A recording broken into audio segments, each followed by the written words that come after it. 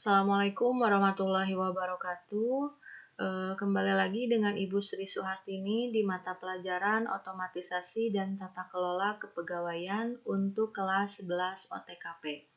Di pertemuan ini, Ibu akan melanjutkan materi dari minggu lalu, yaitu tentang kebutuhan pegawai.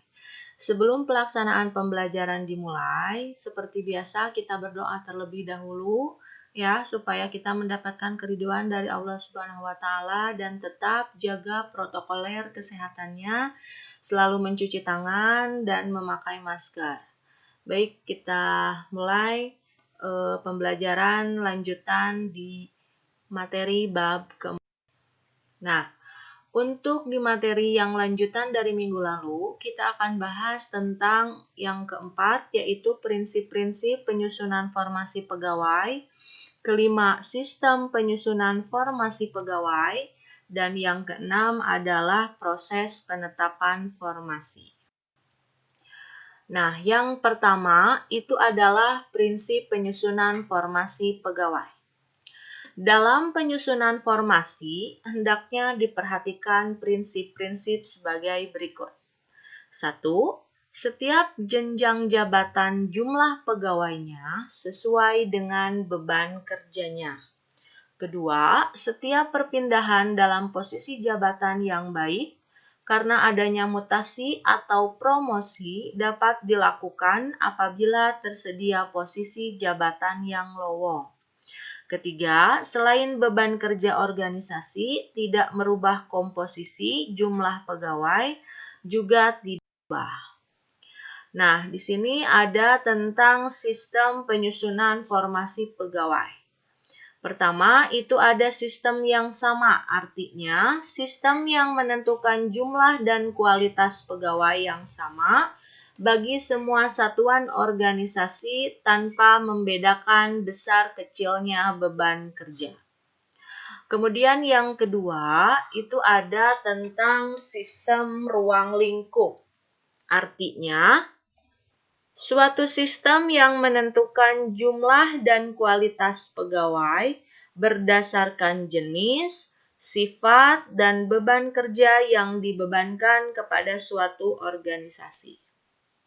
Nah, di sini di dalam sistem penyusunan formasi pegawai tersebut, itu banyak sekali metode yang digunakan untuk menyusun formasi pegawai. Di antaranya yaitu A, itu berdasarkan hasil kerja, ya. Kemudian yang B itu berdasarkan objek kerja. Yang C itu berdasarkan peralatan kerja dan yang D itu berdasarkan tugas per tugas jabatan. Kita lanjutkan. Kita ke materi proses penetapan formasi pegawai. 1. Formasi PNS secara nasional setiap tahun anggaran itu ditetapkan oleh menteri yang bertanggung jawab di bidang pendayagunaan aparatur negara. Nah, formasi PNS secara nasional itu terbagi dua, yaitu 1. Formasi PNS pusat, artinya berarti pegawai negeri sipil yang bekerja di pemerintahan pusat. Kemudian yang kedua itu adalah formasi PNS daerah, berarti yang bekerja di tingkat provinsi, kabupaten, ya, itu adalah formasi PNS daerah.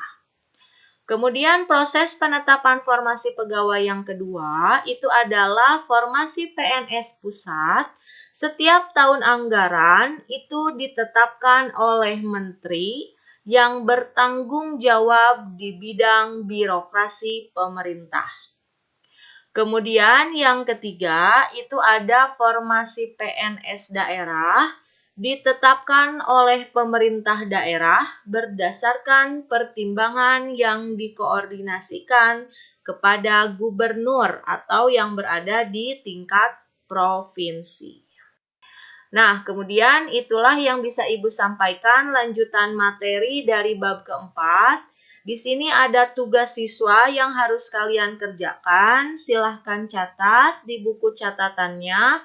Kemudian apabila ada materi yang tidak paham dan ingin ditanyakan, silahkan kalian kerjakan di buku catatannya dan bertanya di grup WA mata pelajaran otomatisasi dan tata kelola kepegawaian. Terima kasih atas perhatiannya. Mohon maaf apabila ada kekurangan. Wabillahi taufiq wal hidayah. Wassalamualaikum warahmatullahi wabarakatuh.